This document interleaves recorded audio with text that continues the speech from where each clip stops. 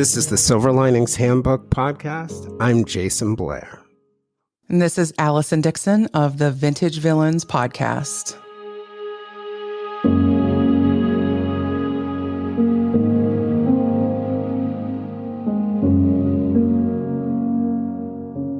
Just a little more than a month after her 12th birthday, on Saturday, while most of the town of Asotin, Washington, was a few miles away at the Asotin County Fairgrounds in southwest Washington state, Christina White decided to ride her 10-speed bike down the hill on Jefferson Street to her friend Rose's house. She never returned home. More than 45 years later, what happened to Christina that day is still shrouded in mystery. Hello, everybody. I just want to say, first of all, to Jason, thank you very much for bringing me on with you to cover this case. I know it's one you've been passionate about for a long time, and you've discussed little bits and pieces of it with me over the time we've been friends the last couple of years. But once I started digging into this, I was not prepared for the journey that I was going to be taking. So I just want to say that first and foremost. And I also, as we get into this, and we're going to be referencing a lot of materials, there are a lot of people that have been following this case and investigating this case and following the trail of the person we're going to be talking about tonight. And of course, credit goes to the Snake River Killer podcast, which I've been listening to on Marathon for the last few days here. Fantastic work by Brendan Schrand and his team.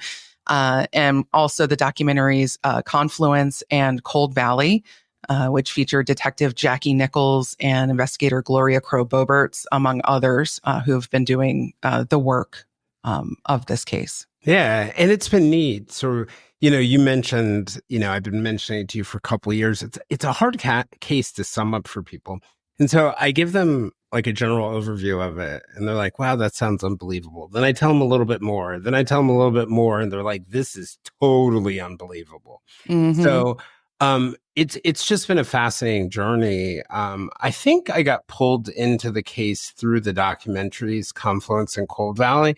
But eventually I was lucky enough to have Gloria on my podcast for an interview. And Gloria is the cousin of one of the victims in the case, Christina or Christy Nelson.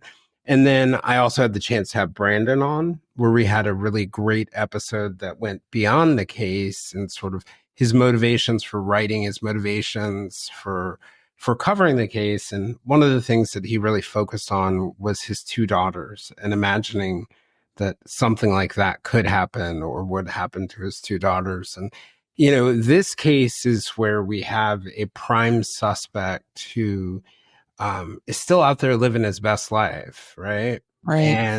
And so it makes it scary in a different way, I think, than some other cases. And I had the chance to also have Detective Jackie Nichols on to talk about both the case and missing persons cases in general and cross-jurisdictional issues that show up in this case. I was lucky enough in October of last year, right before my mom passed away. And, I was planning on canceling the trip, and she was sick, and she was like, Jason, no, go live your life. But I went to Idaho and Washington to look into this case. Also, the University of Idaho murders, where I found there was crossover between the two in terms of where Brian Kohberger went on the day after the murders involved some of the sites of these killings. But I want to give special credit to Brandon. Snake River Killer podcast is amazing. The team that Brandon has put together is amazing. We're lucky enough that we're going to have two of his researchers, Kathy Belbin and Samantha Sawyer, on. I'm so excited. I feel ever since I've heard them on the show, I feel starstruck almost. Yeah. Can't wait.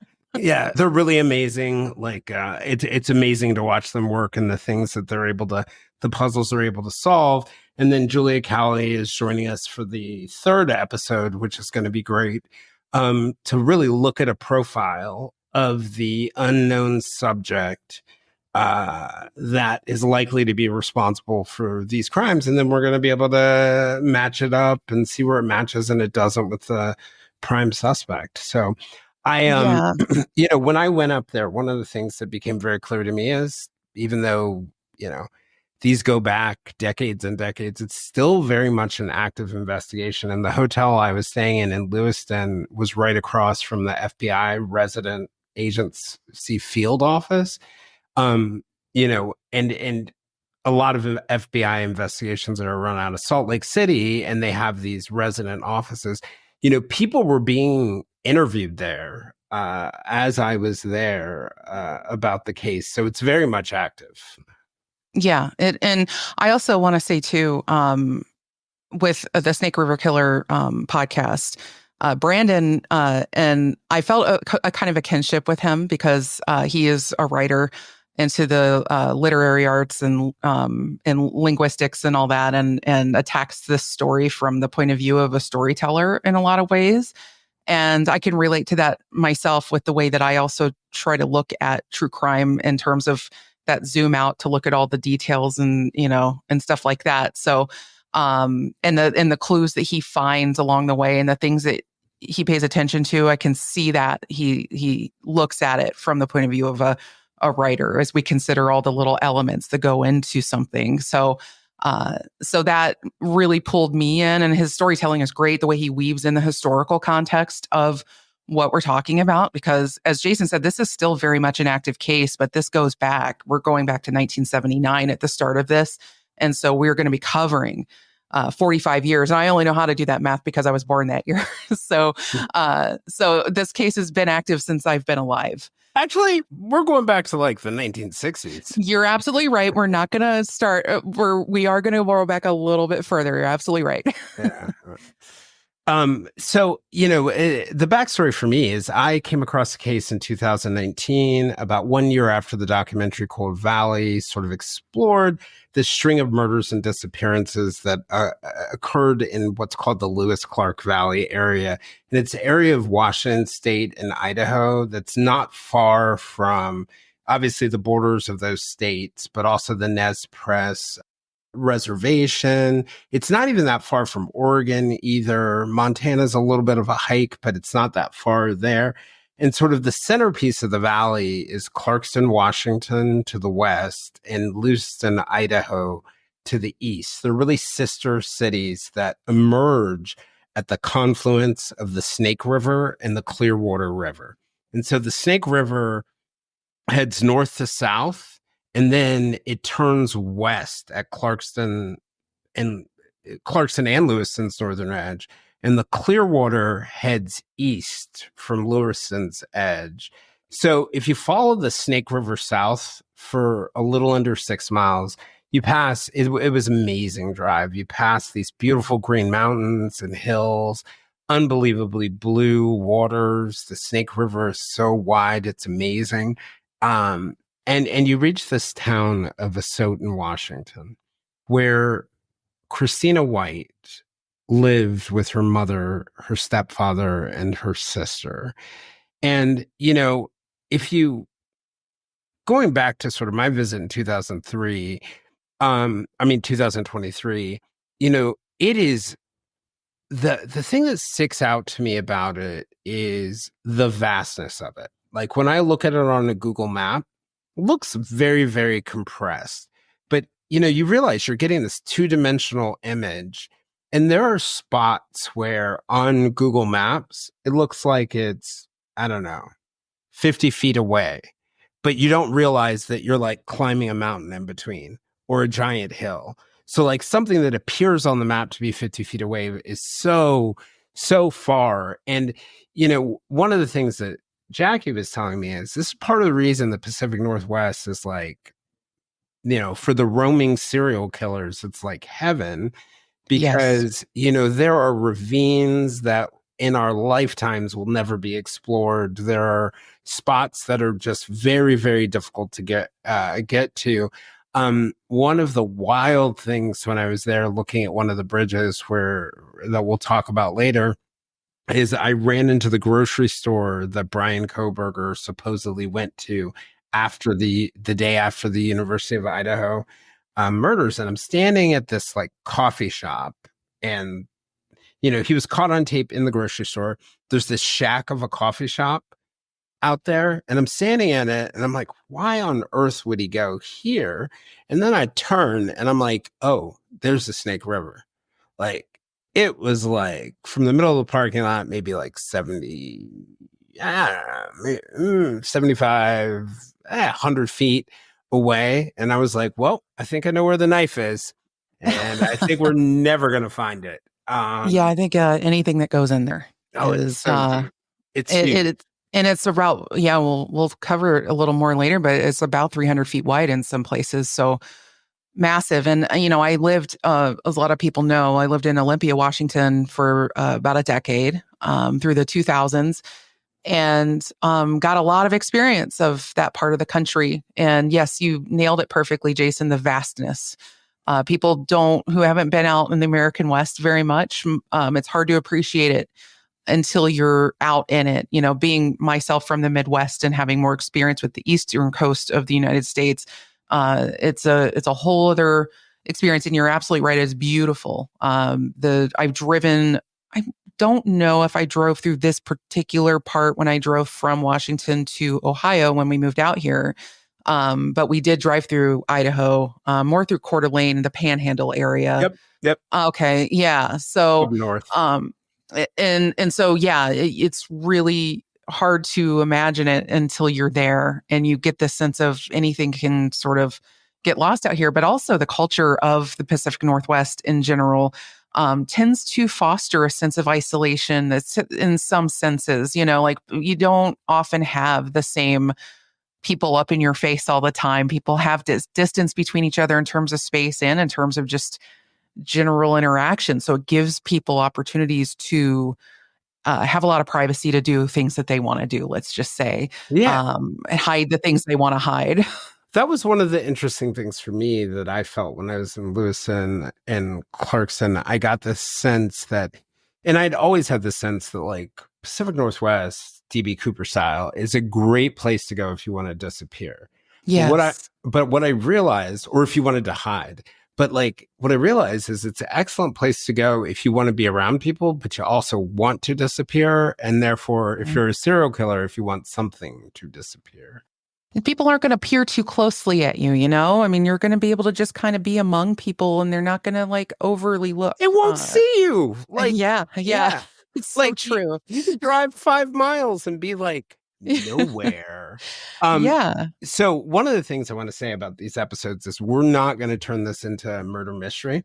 So we're not really hiding the ball on the suspect on this one. No, So you're not. Yeah. And so, one of the things, starting with Christina's disappearance, it was really shocking to Soton in the region. It was often covered in the local newspaper there, which was called the Lewiston Tribune, which was the area's largest daily newspaper. There'd be no clues in her case until the fall of 1982, when the sort of unimaginable happened upriver. So on a hill in downtown Lewiston, there are 3 people, Stephen Parasol, Christina Nelson, and her stepsister, Brandy Miller, disappeared without a trace from Lewiston. Eventually, detectives determined that they were all likely at the Lewiston Civic Theater at the time of their disappearances.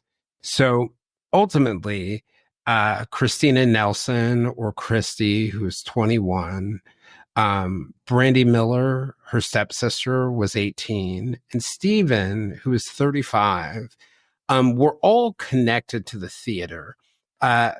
Christina was involved sort of backstage, helping out with things. She had previously been the janitor there. Stephen was working as the janitor at the theater. Brandy would often go to events there. So, they were really participating in a part of the performances, whether they were in the audience or they were participating in the background or the foreground.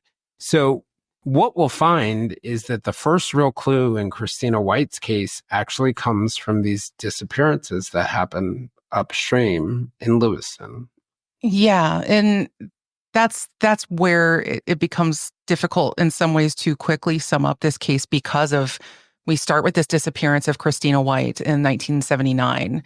And then it's this series of murders that happens later, and then how we're able to sort of work back. And, Christina's case sort of becomes that linchpin that you can sort of unravel the mystery from there. And normally, investigators at the time wouldn't have made this connection between the disappearance of a 12-year-old girl, many miles away, or, miles away, with the disappearances of three people in their 20s and 30s. But the disappearances of them all had one thing in common. And the same man whose house Christina was going to visit, he was working at the Lewiston Civic Theater on the night that Brandy, Christy, and Stephen disappeared. He was, at the time of Christina's disappearance, the boyfriend of her friend Rose's mother. And her mother's name was Patricia Brennan. And Brennan was the granddaughter of Walter Brennan, the renowned American actor and singer who made a fortune in the real estate industry. And Patricia's boyfriend and the man who was working at the Lewiston Theater was a man named Lance Voss. And this connection would lead investigators to take another look at the 1981 murder of a 22-year-old University of Idaho senior named Kristen Noel David, whose dismembered body was found in the bags off the Red Wolf Bridge on the Snake River across from downtown Clarkston, Washington. Kristen also was known to have worked at the theater, helping with costumes. So this is adding up. As you're seeing, it sounds like we're running from one name into another. And that's one dead woman and four missing people, all tangentially or directly connected to Lance Voss. And thanks to people like Lewiston Detective Don Schofler and Osoton Sheriff's Office Detective Jackie Nichols and Christie's cousin, Gloria Crow-Boberts, there would be even more disappearances and murders that would tie back to Voss. And we're going to be talking about a lot of that. But that did not mean that there were not other suspects, because this was, again, the early 80s, late 70s, early 80s. So there were a lot of people active around this time and in this region. And, we're going to root through all of that too. But possible other suspects would include Harry Hantman and Otis Toole, who is the partner in crime to the famed Henry Lee Lucas drifter killer. The serial killers, they traveled all over the place throughout the area. So they were strong prime suspects at the time. But I am just going to go ahead and kill that spoiler for you. Henry Lee Lucas confessed to literally every murder that ever happened in order to bolster his celebrity. And so nothing he confesses to should really be considered, on its face. That's so true. And if it isn't crazy enough already, so we have three people who disappeared from the Civic Theater, and we'll get into, what we find out about that. We've got Christina White, who's disappeared from Osoton. And we now have Kristen Noel David, whose body's found in the water in garbage bags on the at the Red Wolf Crossing Bridge in Clarkston. Years later, Christie's cousin, Gloria Crow-Boberts, uncovered some clues that put Voss as the last person to see Diane Taylor, an 8-year-old who was kidnapped and murdered in 1963 in Chicago. I got to tell you, Gloria is amazing. She is a dogged investigator. She has resilience. So, she told me when she figured out the connection, like not necessarily, she hadn't honed in on him entirely, but knew Diane Taylor was murdered in his neighborhood. She called the Chicago Police Department. I was like, how did you get anyone in the Chicago Police Department? She's like, I just called the first precinct I could find in the phone book, and it was called the first precinct. And so she ended up calling them, and it led to the exhumation of Diane. So wow.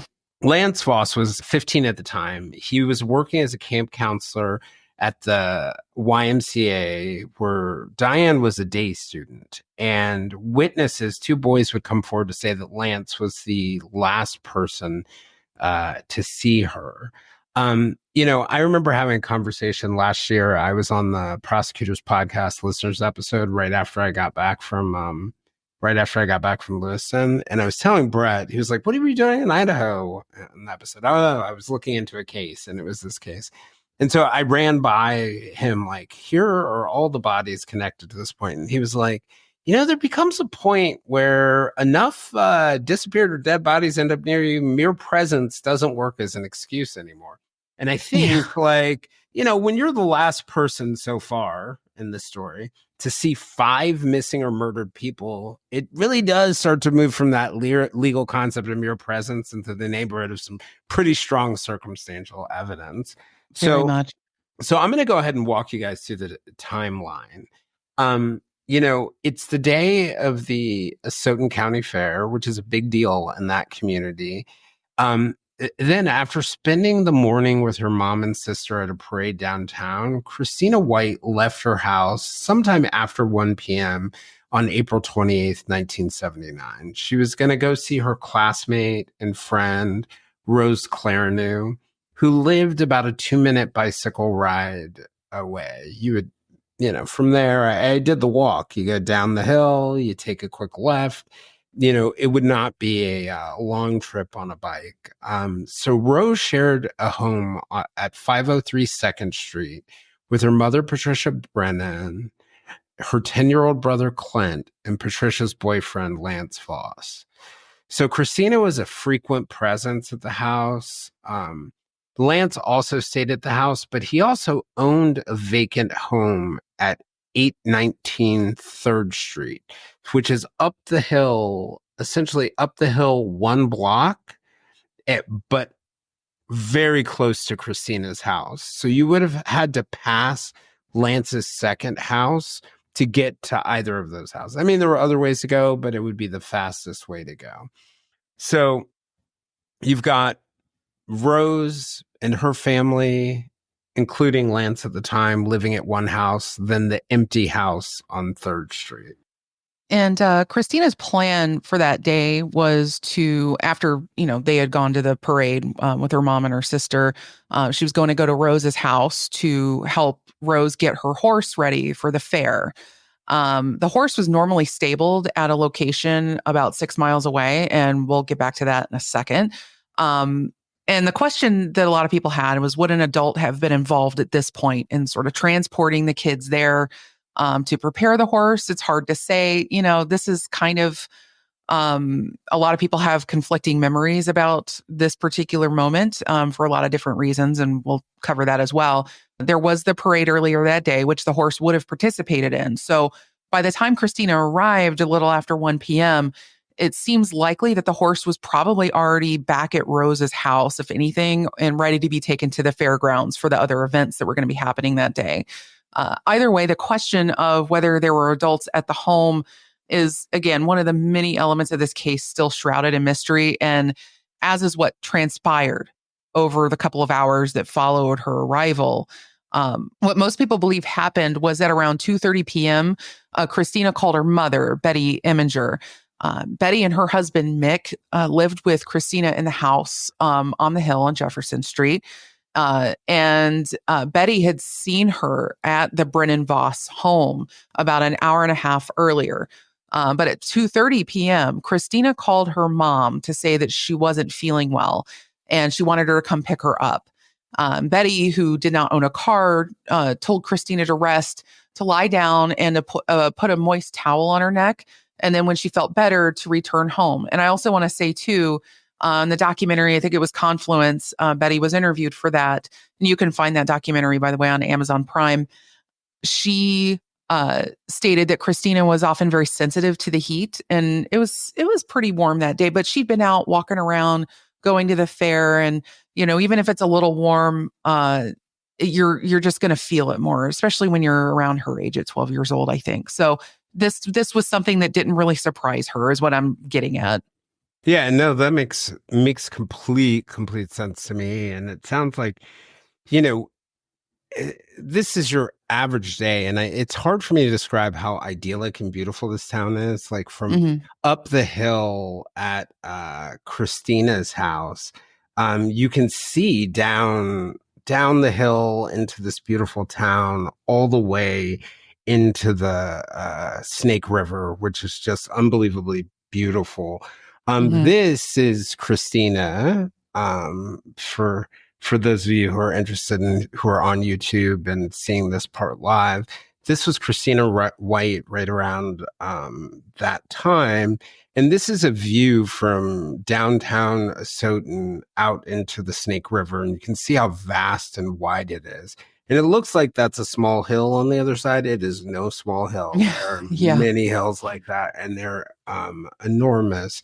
And this is another view from the park in Asotin, and this is another beautiful one from that's a great picture. Park in Asotin. Wow.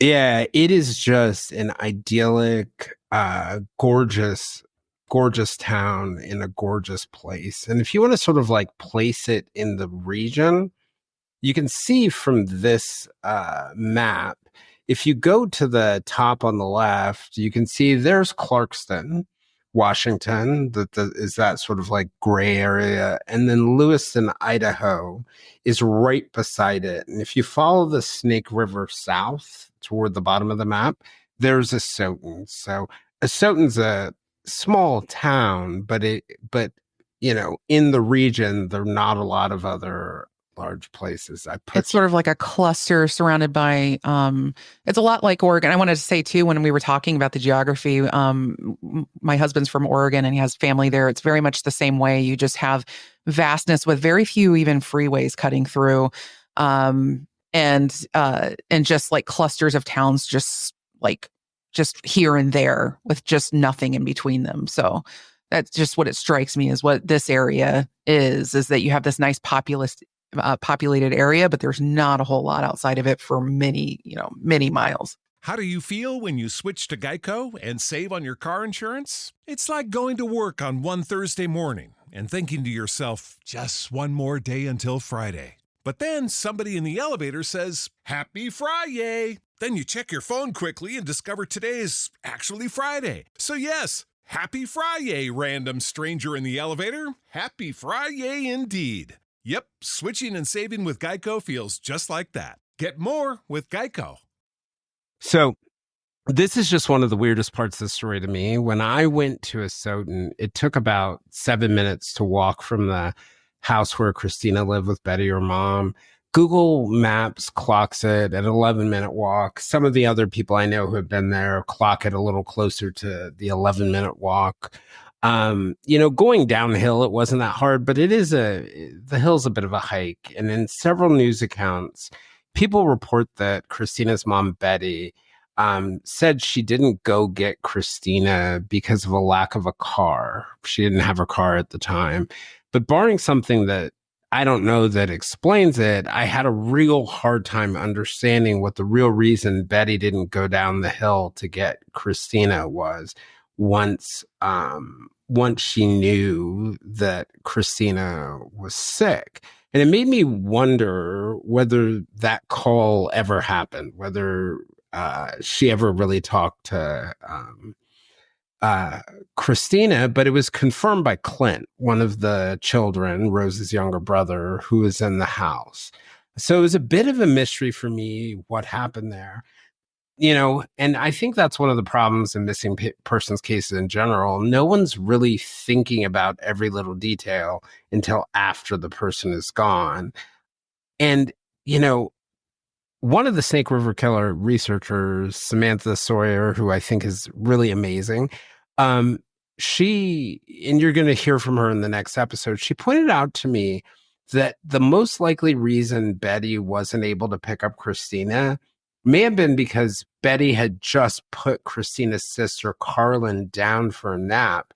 And Betty probably didn't want to wake Carlin or leave a sleeping toddler unattended, because if she had woken Carlin and taken her, she would have had to put her in the stroller or something else and taken her down the hill. And so this makes a lot of sense to me, particularly as Samantha pointed out. Betty would have been going down an incline and then back up an incline with a sick child and a little child. So, right. Yeah. And if she thought that Christina was just a little overheated and just needed to rest a little bit, I mean, I could see as a mom of who's raised a couple kids and remembers when they were about that age and at a 12 years old, I think I would have I could see that. That doesn't sound like something that I would have not done myself. I would have just said, just rest up and, see if you can walk home. If you can't, give me a call. But you just want to give the kid a chance to kind of feel a little better and whatnot. And it's a small town, and that's the thing. Everybody will tell you this kind of stuff just never happened around here. This was a very safe community. So you even more reason to understand why, Betty didn't just get right up and run down there. Yeah, less worried, right? So we Yeah. don't really know if any adults were at the house with Clint and Christina. Based on Clint's account, it was only he and Christina that were at the house. There's some other accounts that, create some conflicts with that we'll hear, but we're pretty sure that two facts are probably true. Christina was there, Clint was there. Who else may have been there? Harder to tell. So Detective Nichols told me that the missing persons reports during the time weren't as detailed as they are now. And this case was no exception. She said a lot of the interviews to figure out what had happened that day didn't happen for years. So what we have a good idea about is that Christina was going there to see Rose and that they were going to prepare Rose's horse for the fair at Flynn Farm about 6 miles away. And we don't know how Christina got the idea from Rose to do this, but we do know from an account from Rose's brother, Clint, that he was also there and that he said, at least later, that Rose was not there. So we don't know whether Patricia Brennan or Lance Voss were there or where they were in the moment. Yeah, knowing who was there was difficult, and I was also curious as to Rose as well. Like, was Rose at the house? But there was, I think it was, Clint had said that she had gone ahead to do something. So basically, Christina showed up. Rose wasn't there. She wasn't feeling too good. But it might be helpful to step back and just sort of talk about the general timeline of the fair and see what we can kind of piece together. And according to what Betty and Christina's friends would later say. So the fair, again, it was a huge deal in town. And that was supposed to start at 10:30 in the morning, a few miles away on the high ground in this canyon community of about 1,000 people.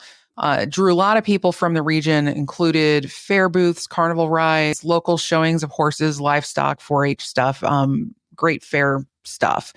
Betty would later say that she and her two daughters, Christina and Carlin, left the house at 10 a.m. to go to the fair and do the parade. Betty says that she and Carlin were on foot and Christina went ahead on her 10-speed bike. And according to the Snake River Killer podcast, the fair started with the parade at 2nd Street, which was near both Lance Voss's unoccupied house and the street where Voss lived with Patricia, Rose, and Clint. The podcast also said that they had found many accounts that suggested the parade wrapped up around 11:30.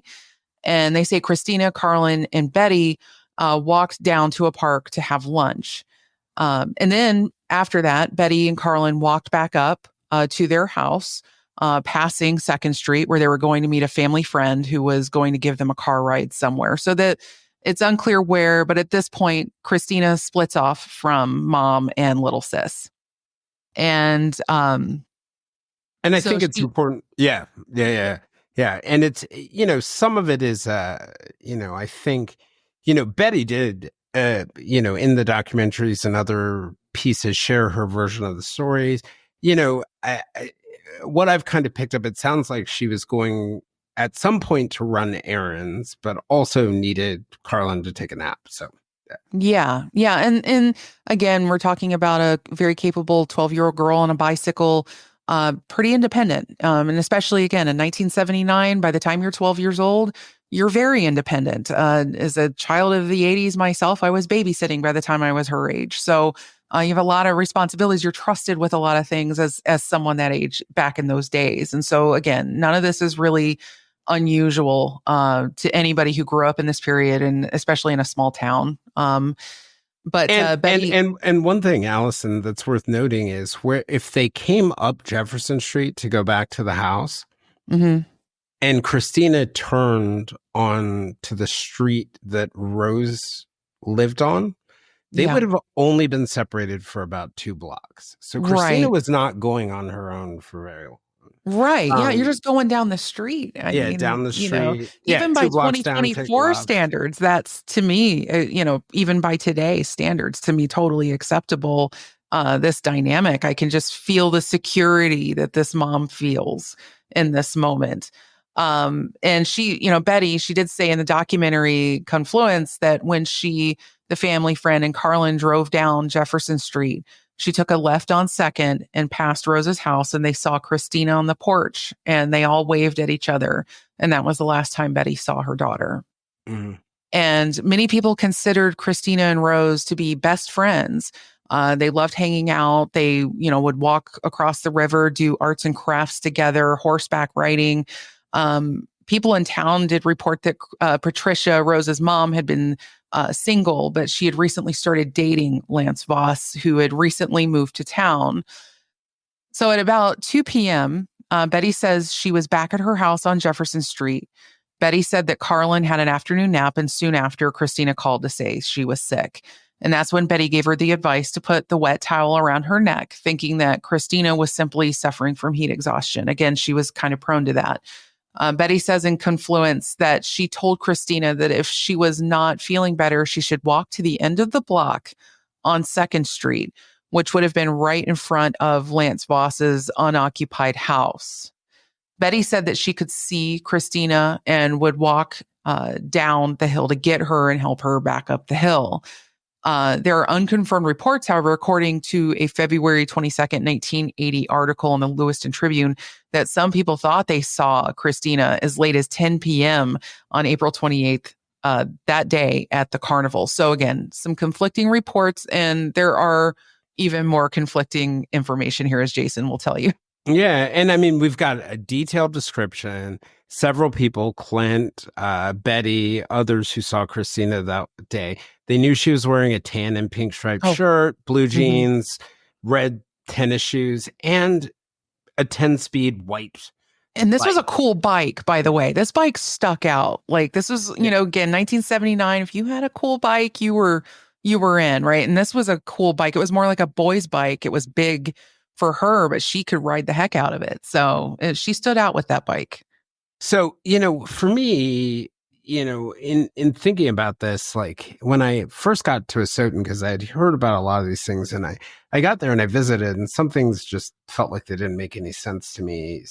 So Betty's house, which I think I do have an image of. Betty's house is set back off the road.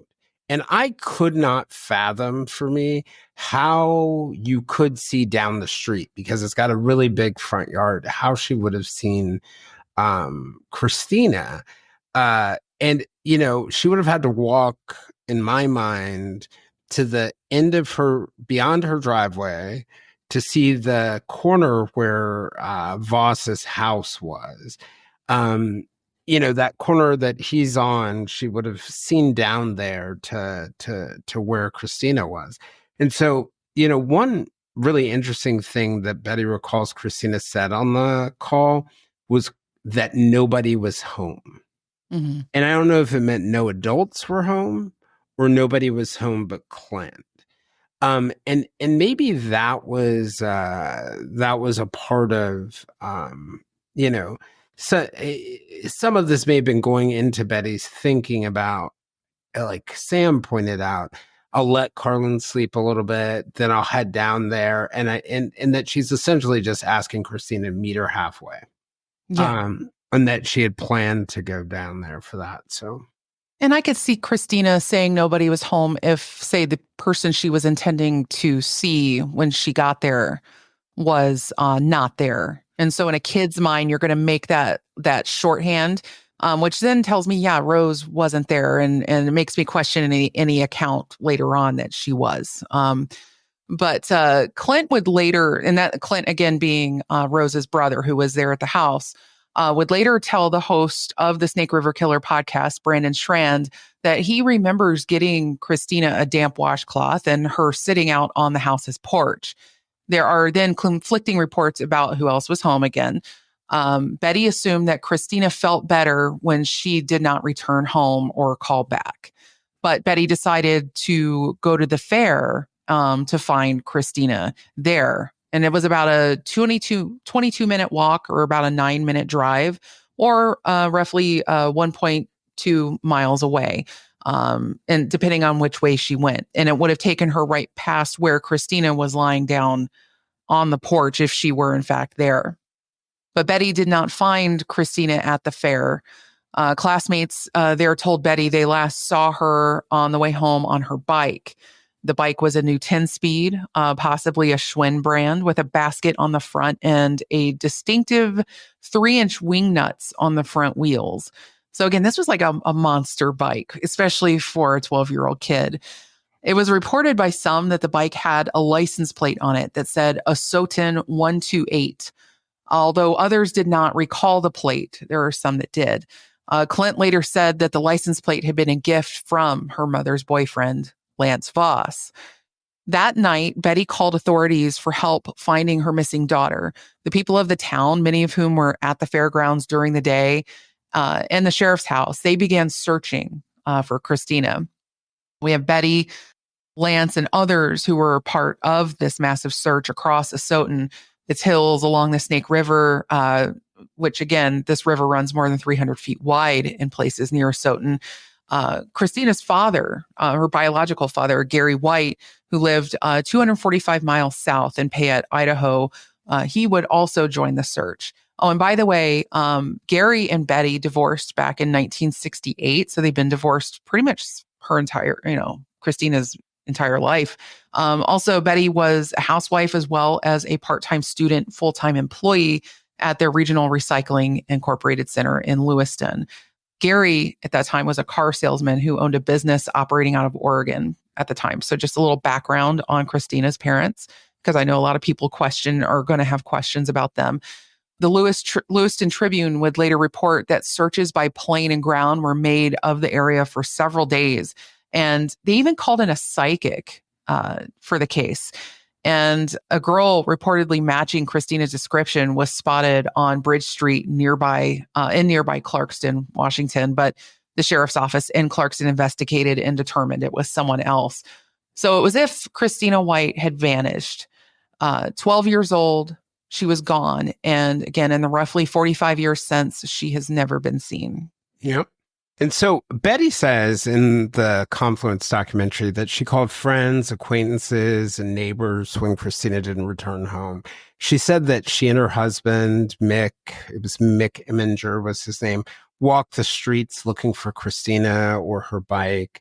They asked the MC at the fairgrounds to make an announcement in the case, just in case Christina had gone there. Close to midnight, they filed their missing persons report.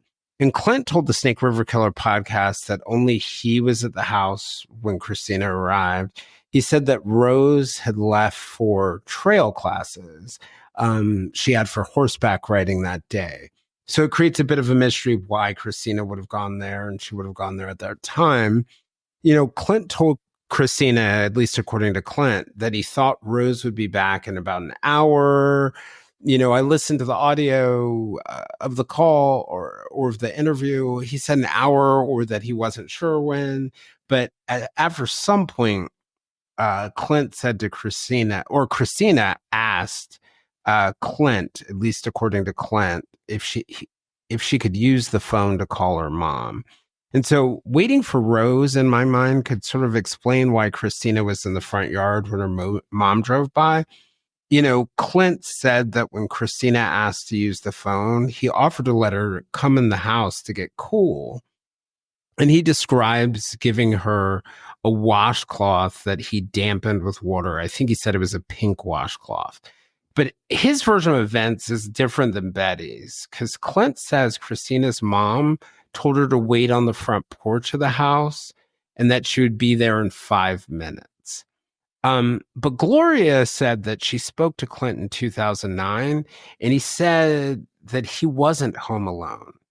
And she said that Clint told her no one else was inside the house, so technically true that no one else was home, but that Lance Voss was in the backyard bathing his family's dogs.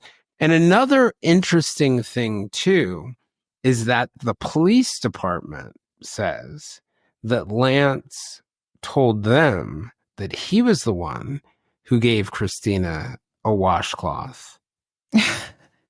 These guys cannot get their story straight, and I want to remind people that, again, Clint at this time was 10 years old. So his own memories are going to be a little all over the place in some instances, but there's some indication that they could have been influenced in some way as well. That's kind of how I think why have these very wildly differing stories over the years if you're not being fed information. Right. I mean, Yeah. and memory is it's a fragile thing. It is. It can get twisted. People can recall different things and you can incorporate into your memory, but you always have to worry when, memories sort of point toward different narratives. And the fact that Lance told the police that he was the one who gave Christina the washcloth, Right. I mean, there's no reason to say that unless Lance was trying to protect someone else. But in either version of events, like there are multiple places where Christina could have come in contact with Lance Voss on the way home, at Rose and Clint's house. It could have been at the corner or in between at the corner or on the street where Lance's empty house was that Right. she would have had to pass. So we're around like 3 p.m. when Christina's mom finally shows up at their house to say, "Hey, I can't find Christina." And so Detective Nichols, who's interviewed most of the major players in the case, said she's fairly confident that Rose was there at the house, but less sure that Lance Voss was. So that's another interesting twist to the whole story and the conflicting accounts. Do you feel, having walked this, that it's very likely that if Christina were going to do as her mother reportedly said, go to the end of the block, would she have passed that empty house then? On the way to doing that? Easily, yes. Okay, Yeah. okay. These blocks are very, very small as blocks go. A New York City block, maybe like 7 or 8 of these. Oh, for sure. So they're very, very, very, very small, and it's a relatively short distance that anyone's traveling. So I one thing about all the stories that sort of stands out to me that has me leaning toward the fact that Rose was in fact home is one, Christina believed that Rose was home. Yeah. She told Betty that, if we're to believe that, and there's no reason not to believe that. But the thing that really sort of weighs on me that Rose was probably there, whether she remembers it or not, is that it was the day of the fair. It doesn't make any sense to me that she would be at horseback riding That's a good point. classes on the day of the fair, because where's the teacher going to be? At the fair. And Rose's horse was supposed to be on display at the fair. So maybe Rose is gone, but that story of her being at courses just doesn't ring true to me, which causes me to question everything that Clint says about what. Yeah. I would think too, if it was the day of the fair, if Rose was anywhere and she wasn't home, she was going to be at or around the fairgrounds. So, I did ask Jason, do we have Rose's account of this? And she hasn't really spoken much publicly. Well, and one of the things that's also really sort of interesting about that entire thing, in the interview that Clint does with the Snake River Killer podcast, he is constantly trying to point toward other people. You can tell he's pointing toward Betty, Christina's mom, potentially lying. He's pointing toward her husband. He's pointing in every direction he can. And later in the story, when we get to the Civic Theater part of it, you're going to see Clint is doing the exact same thing. He's pointing to everyone else other than, and so it really makes me question his version of the events. And Betty's story has been pretty consistent from Confluence. In 2011, when I went and I looked at newspaper articles in the Tribune from the 1970s, pretty consistent story. Consistent story about what happened that day, consistent story about how she felt afterwards. Oh, yeah. Betty just seems steady. Steady Betty. Honestly, that was the thing I got from her, was believability. She wasn't tripping any of my sensors. I know that's sounds like a trust me bro source, but yeah. But there were no signs of Christina for until several weeks later. And this part just, okay. So at the farm, at Flynn Farm, where the horse was being stabled, where Rose's horse was stabled, where they were supposed to go that day, according to Christina, they found a stack of her homework papers, Christina's homework papers, along with those of a classmate named Molly. They were found in a horse trough at Flynn Farm, which again was about miles away from where Christina was last seen at the Brennan Voss house. And remember, this is where Rose kept her horse, where Christina had purportedly been intending to go with Rose. But it had been unclear if that trip had even happened, remember, due to the timeline of events. The papers were found at the edge of the Flynn property and had been placed neatly on a wood box. They weren't just scattered around or, just tossed anywhere. They were just laid there. And imagine that if they had been there long, the wind could have picked them up, but that didn't happen either. Carl Flynn, one of the owners of the property, said he believed that the notes were placed there close to that date that they were found because they weren't disturbed, as I said, and he passed by that location multiple times a week. Carl says that the homework papers were found within a week of Christina's disappearance, but some records do suggest that it was later. And so anyway, I just find this so baffling that because we have no indication that she had a bag, that Christina had a bag with her that would contain homework papers. And I also just wonder, how would anybody get hold of them to plant them there? Anybody who'd want to misdirect investigators or something like that, how would Voss have gotten hold of these papers? Who knows? This is just such a weird little mysterious element here. But 34 days later, in a June 1st article published in the Lewiston Tribune across the river in Idaho, the writer noted that Betty was beginning to discount several possibilities for what happened to her daughter. She told the reporter that she did not believe that Christina had run away because if she was free to communicate, she would have contacted relatives. She also said that she was doubtful that Christina had been thrown into the Snake River because bodies that had been in the river last time usually surface and are, could be recovered. Betty and her husband, Mick, told the reporter that they had even followed a traveling Rainier's show carnival that had been nearby to several cities without finding a trace or a clue about Christina. In the article, Betty told the reporter that after Christina had called, she walked down to an agreed upon meeting site about an hour later, but did not find her daughter.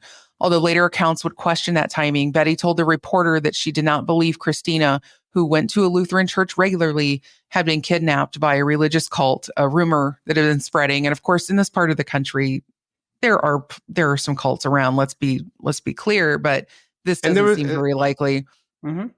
And there was an active one in the area that they did look into, but no clue. Oh, okay. Just yeah.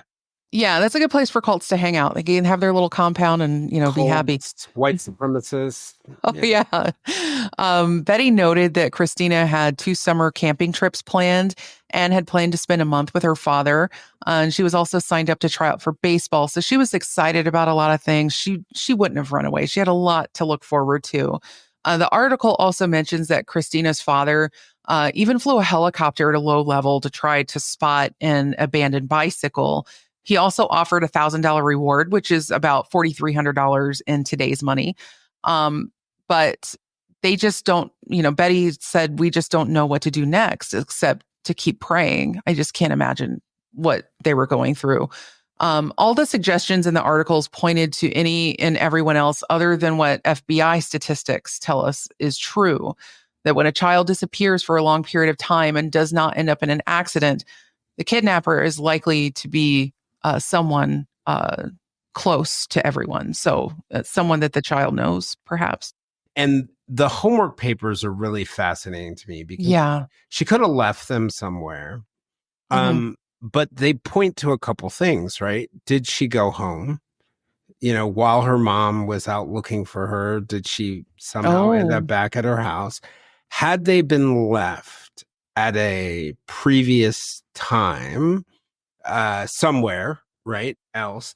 But also, I mean, they point to a couple different things. They point to potentially her family's involvement in the abduction. They point to the Flynn family as potentially having something to do with it.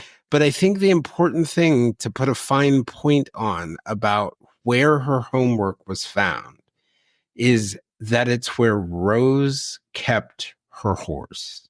What are the odds of that? It was not far physically on the farm from where the barn was, where Rose's horse was. So it's and Christina had been there with Rose, not in the last week or so. But we know we know another thing too, that another girl's homework was in there too, Christina's friend's homework. Right. So, just the question of how and why that homework would have ended up there, other than whoever is responsible for her disappearance deliberately putting it there either to throw investigators off or point investigators in their direction, but not directly. Those are the things inquiring minds want to know. Indeed. I don't even have, honestly, I'll be turning that one in my head around for quite a while, trying to figure it out. As we talk about, the kids and, a lot of kids back in those days, they hung out together constantly. Usually you're kicked out of the house in the morning, you're outside all day, you're playing with your friends, you're with your friends at school, and all this. So I do wonder too, with the homework, if there might have been an instance of, could Rose have had some of Christina's old homework papers in her things? If we're looking to tie Voss to this, that's just a possibility. If maybe Rose had them in her backpack or something, maybe they did homework together, or they were in classes together, so maybe they had some of each other's papers. That can happen, with among school kids. So I wonder if there might have been something there, but it's just interesting to consider a lot of the different angles here. So, with what we now know about behavioral science and criminology, one of the really interesting things and one of the cool things we actually found as we were looking into this, a profile that was built. People think, they're not sure. It's on yellow notebook paper, typed out. They're not sure if it's an FBI profile, but it's a profile of the suspect. But one of the things that Detective Nichols says, that if she had been on that case on the first day with what modern law enforcement knows about criminals and abductions, in part because people want to look everywhere other than close to home. They want to look at that during that time at like cults that, what we didn't necessarily always call serial killers then, but serial killers. They didn't want to look in their neighborhood. They didn't want to look in parents' homes. But she says that she would have been able to get a search warrant in the first day for that for that empty house. Unfortunately, it's not something you can all of a sudden do now, because there's this legal principle that if you don't act on probable cause, it becomes spoiled, and you can no longer use that probable cause without discovering some new piece of information. I see. So, the evidence is kind of pointing in a couple directions. It's pointing toward Christina's home in reality, and also pointing toward uh, the Voss family connection. And, the evidence pointing in the direction of Voss are reports that he was both at home where he lived with Patricia, Rose, and Clint, and at the fair during the day when Christina went missing. And he even he told people that he was a part of the search. He told Betty and he told others that he was, he paints this picture of himself riding on horseback, looking for Christina. Um, the focus of the initial investigation is finding Christina, but the investigators were focused on, like I said, everything else. Let's look into the carnival workers. But eventually they started to focus a little closer to home, and people started focusing, and to the extent that Christina's family, her father and her mother, actually traveled across the state following the carnival to see if she had snuck into the bottom of some kind of carnival thing. But eventually the investigation starts to focus a little closer to home. It's interesting too, the whole carnival worker angle. It points to, and to your point about investigators or people rather in the town, like looking outside, looking at an outsider. It had to be an outsider that did this. This couldn't have been one of us or one of ours. I think that's like the first instinct of a lot of people, is that who came into our town and took our kid or hurt one of our people. This reminds me a little bit too, when you and I covered the Catherine and Sheila Lyon case, and Lloyd Lee Welch, who himself was a carnival worker, and allowed him to sort of drift and avoid detection in a lot of the crimes that he did at the time, at least a lot of the petty crimes that he was up to at that time. It's interesting though, because carnival workers, while we have the cultural stereotype of the carny and the sort of the drifter hobo type that kind of just prowls the streets and looks for trouble, that tends to be, again, the stereotype.